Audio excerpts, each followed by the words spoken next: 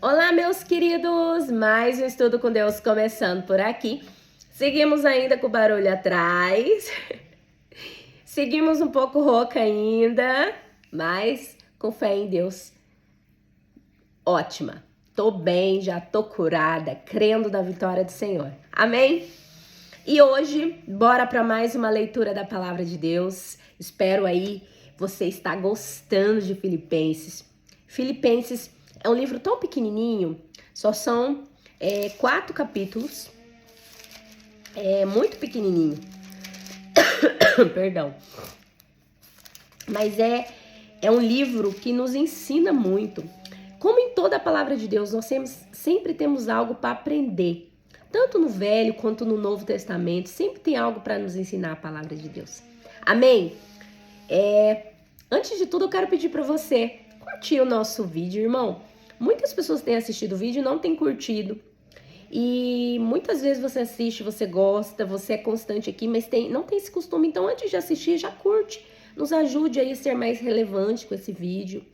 Envia para as pessoas, né? Aqueles que você sabe que está precisando de uma motivação para ler mais a Bíblia, está precisando aprender um pouquinho mais de Deus. Mande para os seus amigos, irmãos. Se inscreva no nosso canal. Ativa o sininho porque todo sábado e segunda-feira à noite nós temos vídeo aqui e o próprio YouTube vai te avisar quando a gente postar. Amém? E que você possa comentar aí da onde você está assistindo, que eu gostaria muito de saber da onde você está assistindo os nossos vídeos. Gostaria de conhecer um pouquinho mais dos nossos ouvintes, daqueles que estão assistindo aqui os nossos vídeos. Amém? E bora para a leitura de hoje, que é Filipenses capítulo 3, versículo 1.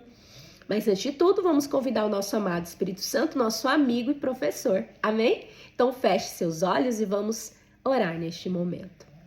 Senhor Jesus, mais uma vez estamos aqui na sua presença para te agradecer por mais um dia de vida. Quero colocar diante de ti a minha vida, a vida daquele que está assistindo esse vídeo, Pai. E quero te pedir em nome de Jesus, nos ajuda, Pai, a ler a tua palavra. Desça sobre nós, Espírito da revelação e da sabedoria do Senhor. Nos capacita, ó Deus, para compreendermos a sua palavra. Entre nos nossos corações, que ela faça morada nas nossas vidas. Meu amigo Espírito Santo e professor, nos ensina, nos discipule, nos faz compreender. Sente ao nosso lado, ao lado de mim aqui e ao lado daquele que está assistindo esse vídeo. E que a sua palavra entre nos nossos corações e que ela possa transformar as nossas vidas. Em nome de Jesus. Amém e amém. Bora para mais uma leitura de hoje. O título da leitura de hoje é a verdadeira justiça. Capítulo 3, versículo 1, que diz: No mais, meus irmãos, regozijai no Senhor. Escrever-vos as mesmas coisas não me é penoso, mas para vós é segurança.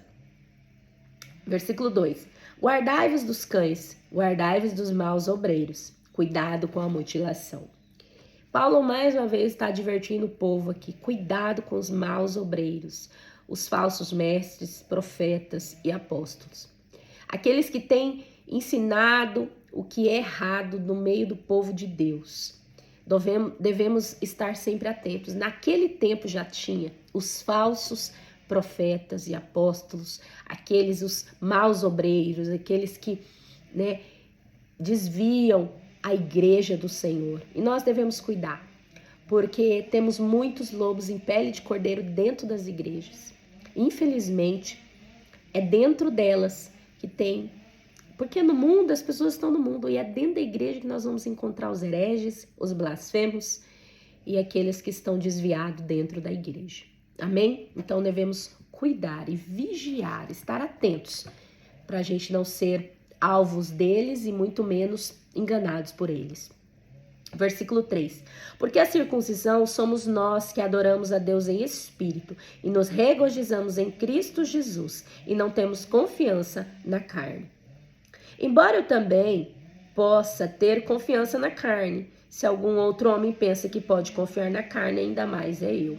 circuncidado ao 8º dia, da linhagem de Israel, da tribo de Benjamim, hebreu de hebreus, no tocante à lei, um fariseu.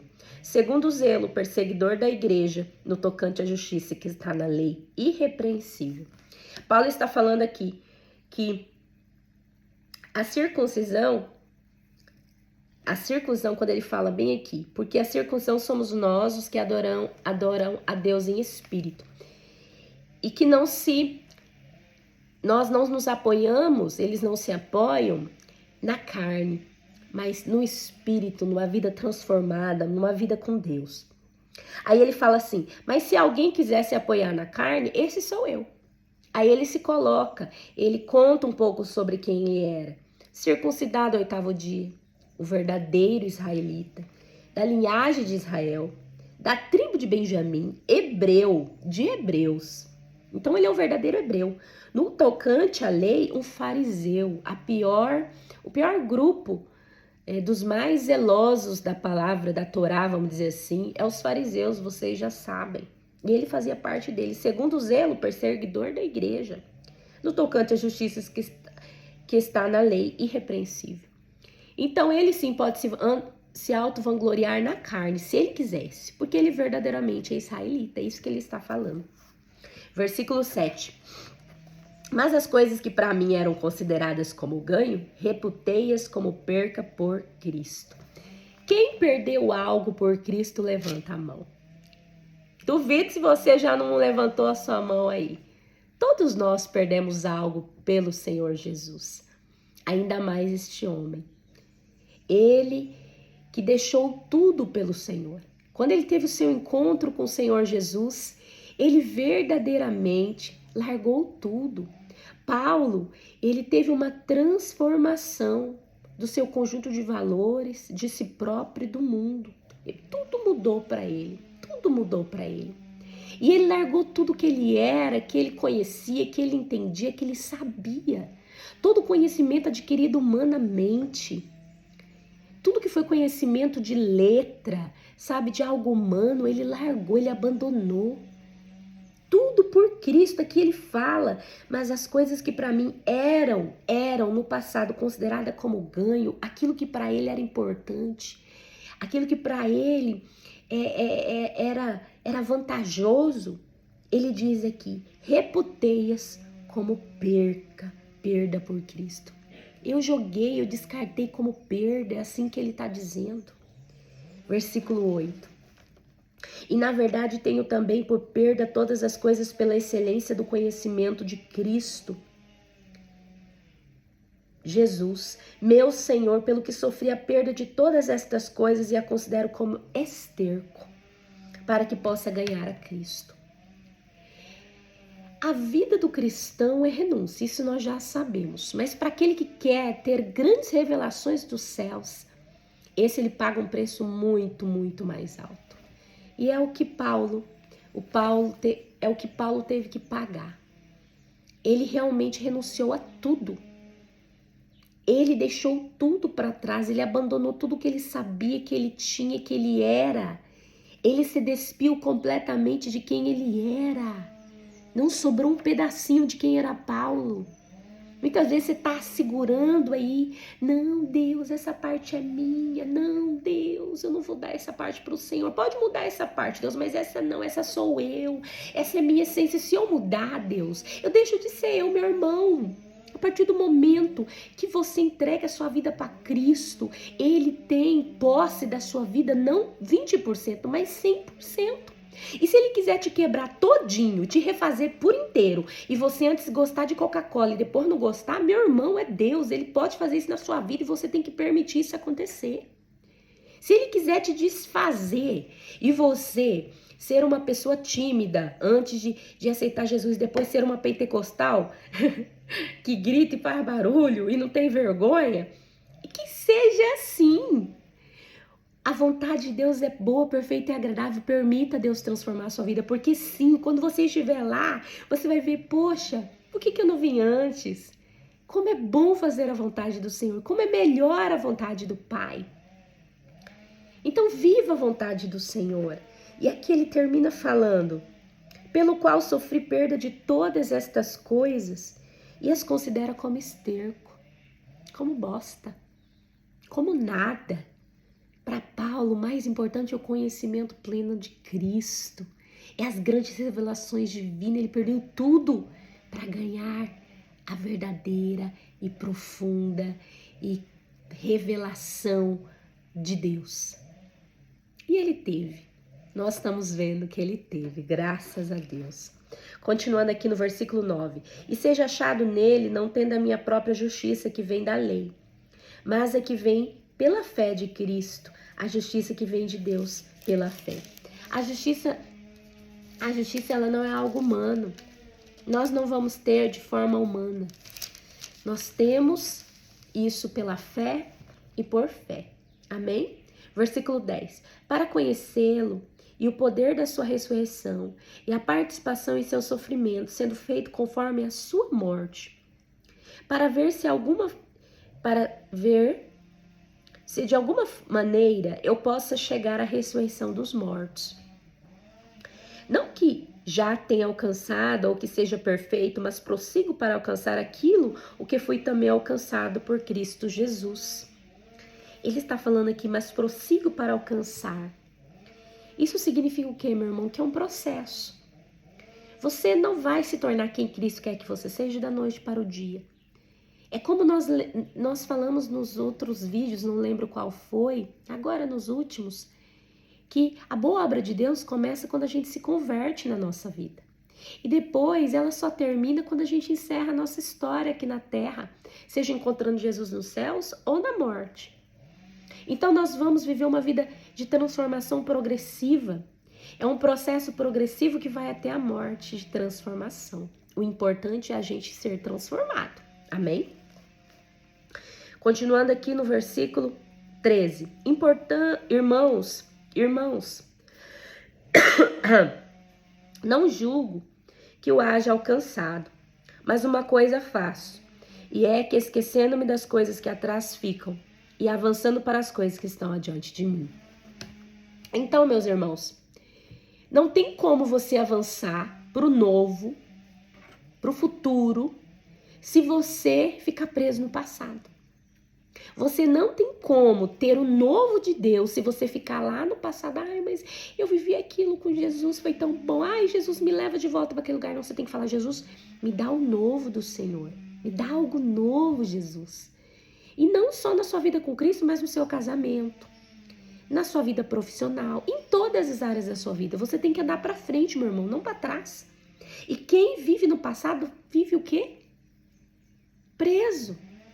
Vive sem conseguir avançar. Você tem que olhar para frente para alcançar o futuro. E é isso que Paulo está falando.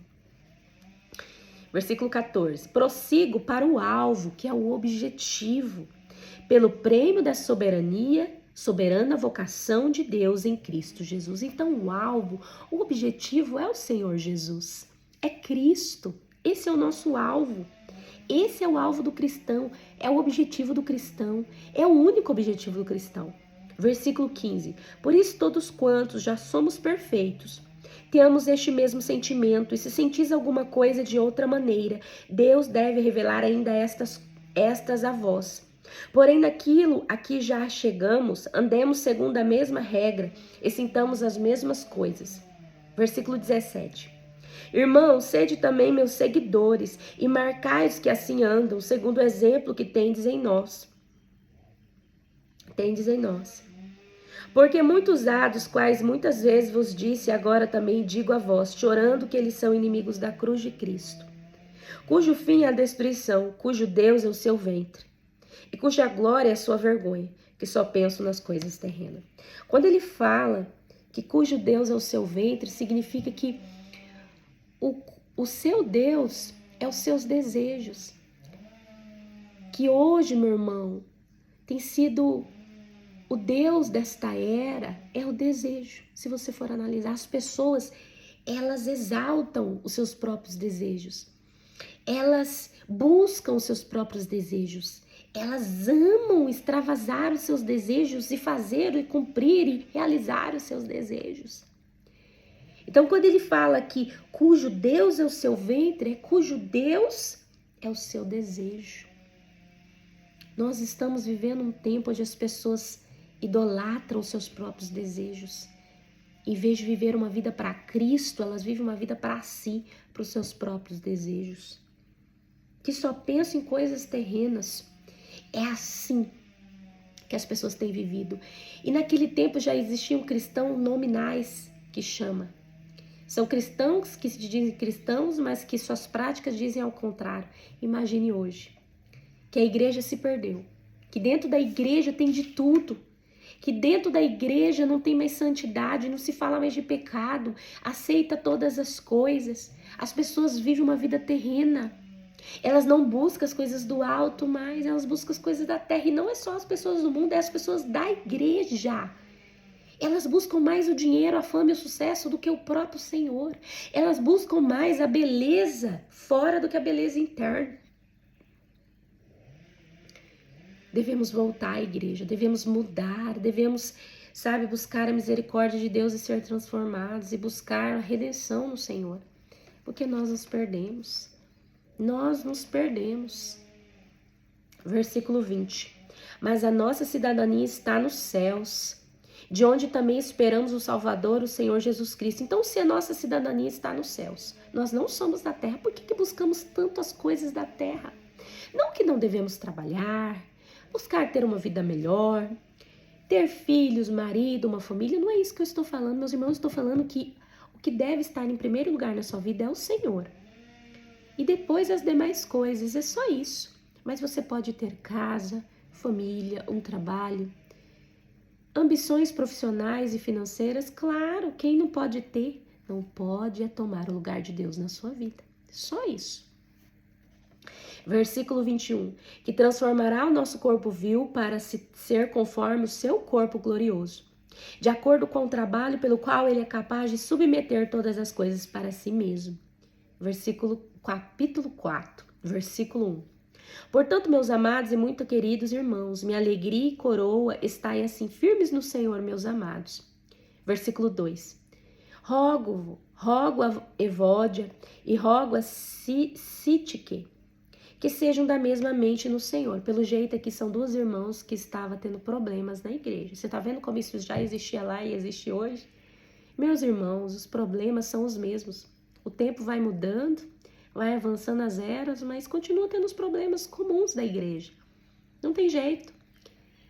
Precisa ser melhorado dia após dia, corrigidas as coisas, mas sempre vai ter problemas. É por isso que nós olhamos para Jesus. Amém?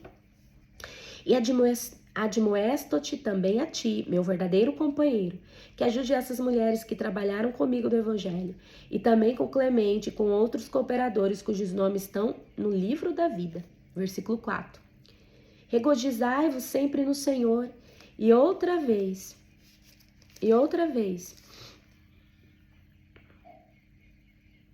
regozijai-vos. Versículo 5. Seja a vossa moderação notória a todos os homens, o Senhor está próximo. A sua moderação. O que nós falamos nos outros vídeos? Sobre excessos.